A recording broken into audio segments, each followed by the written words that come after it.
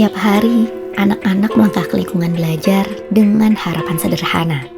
Bisa belajar dengan nyaman, lalu pulang dengan senyuman. Namun kenyataannya, kekerasan masih hadir di ruang-ruang belajar. Baik kekerasan fisik, verbal, diskriminasi, dan bentuk kekerasan lainnya. Hasil asesmen nasional Kemendikbudrismen pada tahun 2022 menunjukkan potensi kekerasan di lingkungan belajar yang cukup tinggi. Sementara itu, data dari Komisi Perlindungan Anak Indonesia (KPAI) mencatat terdapat 2.355 kasus pelanggaran terhadap perlindungan anak di Indonesia. Dari jumlah tersebut, 36,56% atau 861 kasus terjadi di lingkup satuan pendidikan. Padahal, lingkungan belajar semestinya menjadi ruang belajar yang aman dan setara untuk semua. Untuk mendalami situasi ini, Pusat Kajian dan Advokasi Perlindungan dan Kualitas Hidup Anak Universitas Indonesia, Puskapa, melakukan penelitian. Melalui penelitian ini, Puskapa menemukan masih adanya praktik pencegahan dan penanganan kekerasan yang belum konsisten, pemahaman tentang batasan tindak kekerasan berbeda-beda, dan beberapa guru masih ragu menentukan respons yang tepat. Di lapangan, hal ini tercermin dari masih ditemukannya kekerasan berbasis gender, baik dalam bentuk ujaran, perlakuan diskriminatif, maupun relasi kuasa yang timpang. Kekerasan kerap ditangani sebagai pelanggaran disiplin semata, tanpa menyentuh akar masalah. Kondisi ini menegaskan pentingnya integrasi perspektif kesetaraan gender dan inklusi, serta pendidikan perdamaian dalam kehidupan lingkungan belajar. Sekolah itu sebetulnya tempat di mana kita men-challenge ketidakadilan yang ada, yang disebabkan oleh struktur katakanlah atau kebiasaan masyarakat. Biasanya katakanlah ketidakadilan gender misalnya contohnya. Kita biasa mendiskriminasi laki-laki dan perempuan tanpa sengaja. Contohnya di sekolah itu penggunaan lapangan misalnya ya. Lapangan itu didominasi sama laki-laki, main bola, futsal dan lain sebagainya. Sehingga perempuan itu tidak bisa main di lapangan itu, dan kondisi perempuan tidak bisa mengakses lapangan itu dianggap satu hal yang biasa gitu.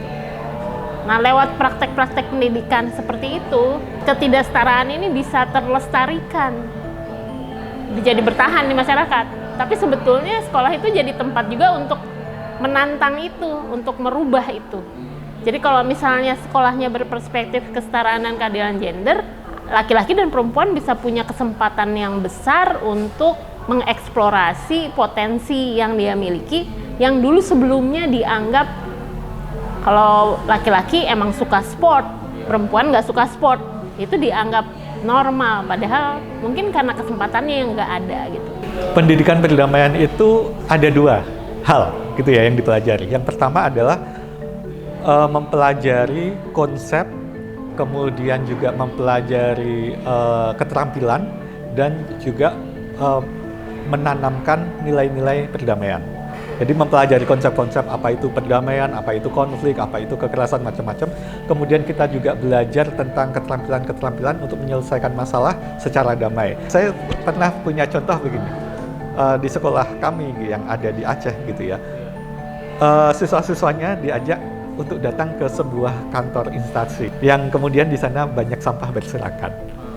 Terus anak-anak ini mengambil sampah di kantor tersebut. Itu tamparan sangat keras gitu untuk kantor tersebut gitu ya, karena anak-anak ya usia muda, kemudian mereka menunjukkan tentang gini loh caranya menjaga lingkungan. Menjaga lingkungan yang bersih kan itu juga salah satu bentuk dari kontribusi untuk perdamaian. Dan di situ juga kita bisa mengajarkan bahwa untuk menjadi agen perdamaian itu tidak perlu Anda menjadi dewasa terlebih dahulu. Lalu, apa yang bisa dilakukan untuk mendukung upaya menciptakan lingkungan belajar yang aman, nyaman, dan inklusif? Untuk menjawab tantangan itu, Puskapa didukung oleh GPI Kiks yang bermitra dengan IDRC.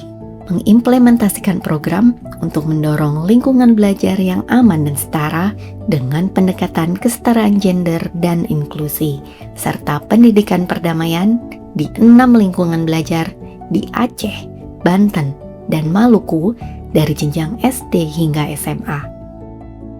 Program ini melibatkan pemerintah daerah, kepala sekolah, guru, komite sekolah, orang tua, dan murid melalui riset, pengembangan kapasitas, serta mobilisasi pengetahuan. Melalui pendekatan ini, lingkungan belajar mulai membangun praktik yang lebih inklusif dan reflektif dalam menciptakan lingkungan belajar yang aman dan setara. Kira-kira seperti apa implementasinya di sekolah? Di Aceh, hadir kotak saran sebagai ruang aman bagi peserta didik untuk menyampaikan keluhan tanpa rasa takut. Untuk sekolah ini, semenjak dari Juni, kami sudah menyediakan setiap lokal itu kotak saran. Kami menggali baik dari orang tua, maupun dari siswa, ataupun dari guru, ataupun dari siapapun sebagai bahan masukan untuk evaluasi kami di sekolah ini. Itulah kenapa mungkin ada sebagian takut ketahuan sama gurunya, takut ketahuan sama siswa yang lain, agak keberatan, terekspos karena tidak berani untuk melaporkan. Maka kami menyediakan kotak saran, seminggu sekali kita akan buka. Dan juga nanti apabila ada temuan, kami serahkan yang pertama kepada wali dan bagaimana tindak selanjutnya. Dengan kotak saran itulah mereka nanti memberikan informasi kepada pendidik-pendidik ataupun guru-guru untuk mendapatkan informasi secara tertulis. Kami melihat progresnya luar biasa. Artinya apa? Selama ini mungkin ada di antara anak-anak kita ataupun santri siswa itu yang untuk melaporkan tentang kekerasan, baik itu kekerasan bersifat psikis ataupun kekerasan bersifat fisik itu agak terbatas, agak takut-takut enggak dan lain sebagainya. Dengan kami memfasilitasi fasilitas seperti tadi, kotak saran dan lain sebagainya seperti tadi, itu menjadi wadah bagi mereka sendiri. Jadi apabila ada terjadi kekerasan itu mereka bisa menyampaikan melalui tertulis melalui kotak saran tersebut.